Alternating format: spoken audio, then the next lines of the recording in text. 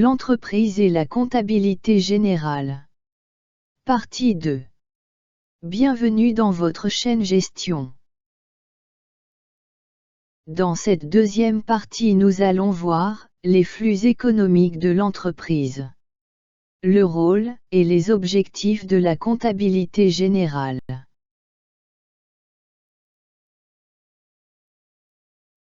Les flux économiques. Il y a deux types de flux économiques que l'entreprise échange avec son environnement. Les flux physiques et les flux monétaires. On peut distinguer les flux physiques externes et les flux physiques internes. Les flux physiques externes regroupent trois catégories de flux. Les flux de biens qui se composent des flux de marchandises, des matières premières et des fournitures consommables. Les flux de services qui comprennent les services consommés en provenance des tiers, et le travail fourni par les salariés de l'entreprise. Les flux d'investissement, qui représentent les flux des biens achetés, pour un usage prolongé pendant plusieurs années. Pour expliquer les flux physiques internes, on vous donne un schéma qui représente les flux internes dans l'entreprise de transformation. L'entreprise achète des matières premières, des fournitures, et des services. Les biens achetés seront ensuite stockés, à l'exclusion des services qui ne sont pas stockables. Après la phase de production, on obtient des produits finis, qui seront à leur tour stockés, avant d'être vendus. Les flux physiques internes passent donc par trois phases. L'approvisionnement, la production, et la distribution. Les flux monétaires. On peut distinguer les flux monétaires en contrepartie des flux physiques, et les flux monétaires de financement. Exemple des flux monétaires en contrepartie des flux physiques. Paiement reçu des clients. Paiement adressé aux fournisseurs. Salaire versé. Intérêt payé aux banquiers. Exemple des flux monétaires de financement. Les apports et prélèvements de fonds des propriétaires de l'entreprise. Les emprunts et les remboursements.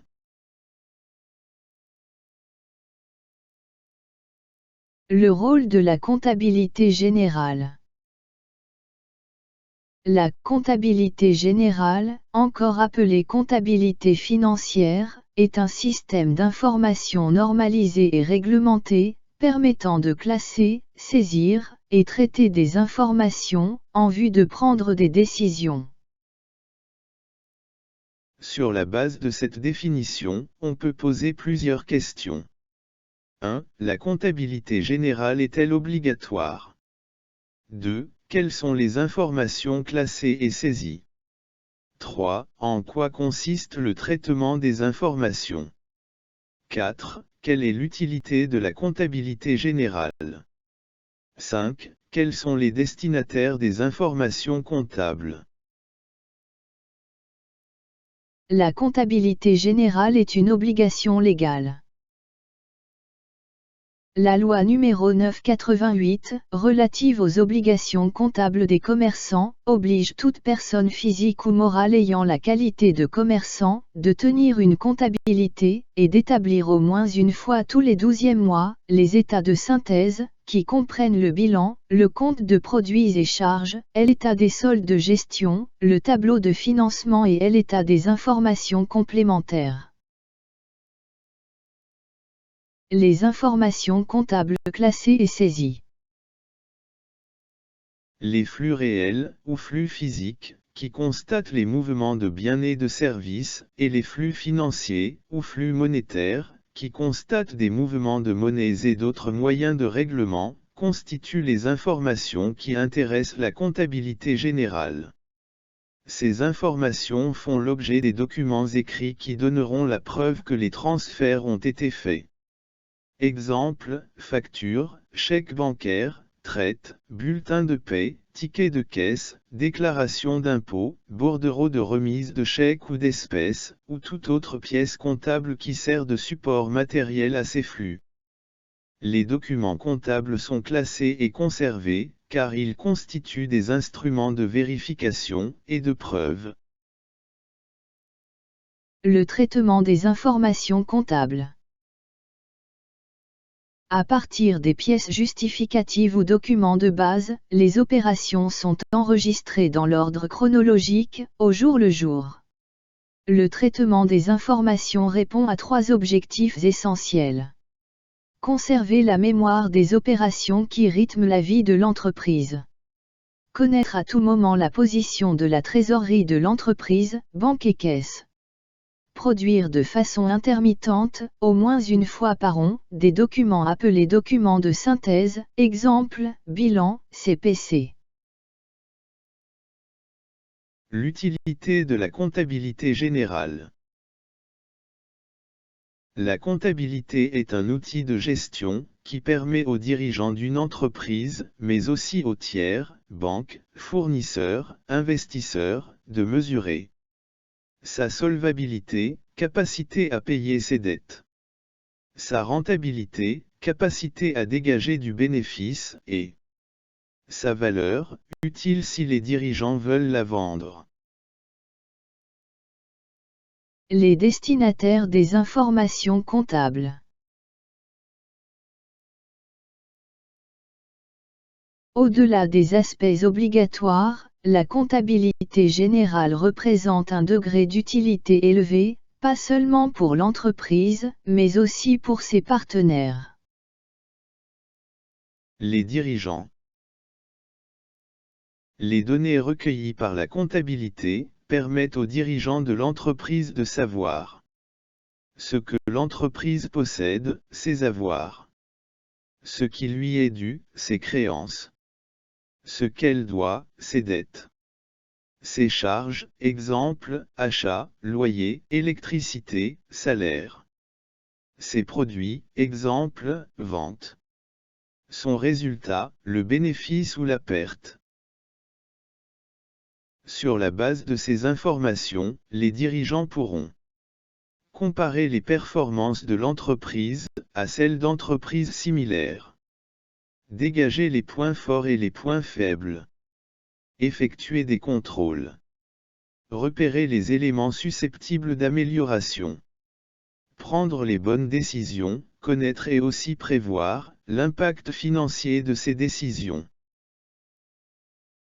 L'actionnaire et l'associé. Il souhaite connaître la rentabilité immédiate de son apport, dividende, mais aussi sa rentabilité future à long terme, plus-value et droits financiers. La banque.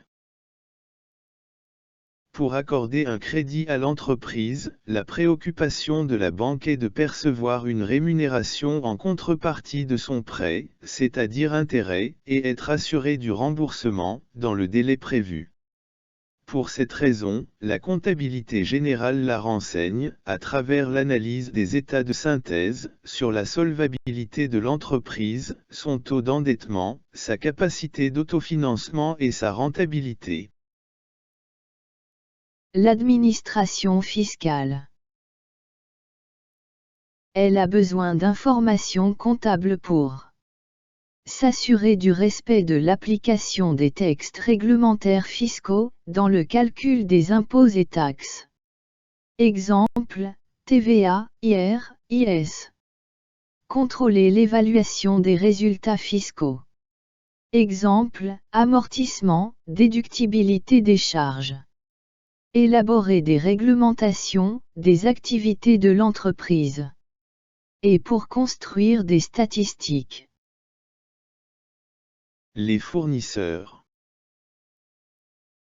Ils sont intéressés par l'information comptable, qui permet de déterminer si les montants qui leur sont dus, leur seront payés à la date convenue. Le fournisseur doit vérifier la solvabilité de l'entreprise, à travers l'analyse des états de synthèse, surtout, s'il y a des relations contractuelles nouées, à moyen ou long terme. Les clients.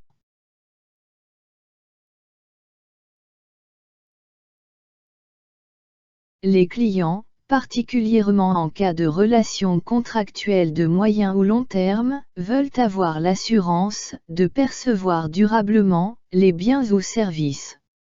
Les clients veulent donc évaluer la pérennité de l'entreprise. Les salariés. Les salariés veulent avoir des informations sur la pérennité de l'entreprise et sur les conditions de travail comme le niveau de rémunération par exemple. Les investisseurs. Les investisseurs sont intéressés par les états de synthèse d'une entreprise, quand celle-ci intervient sur les marchés financiers, pour placer une partie de son capital sous forme d'actions cotées, ou bien, émet de la dette obligataire. Les nouveaux actionnaires souhaitent connaître la rentabilité des capitaux placés dans l'entreprise et pouvoir la comparer avec d'autres entreprises. Ils souhaitent également connaître le risque de son investissement et déterminer la capacité de l'entreprise à payer des dividendes. L'obligataire veut percevoir une rémunération en contrepartie de son prêt, c'est-à-dire intérêt, et être assuré du remboursement, dans le délai prévu.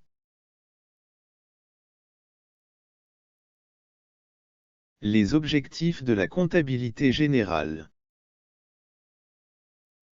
En résumé, les objectifs principaux de la comptabilité générale sont aider les dirigeants à prendre les bonnes décisions, pour rentabiliser leurs affaires.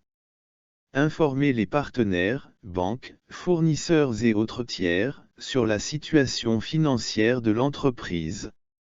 Informer le percepteur, c'est-à-dire la direction des impôts, des sommes dues au titre d'impôt. Informer les salariés et les propriétaires de capitaux, sur les résultats dégagés par l'activité de l'entreprise.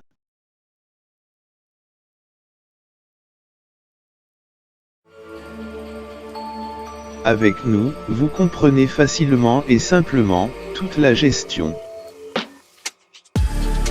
Nous vous aidons à avancer et être toujours le meilleur. Comprendre, c'est notre premier cadeau. Et il y en a plein d'autres.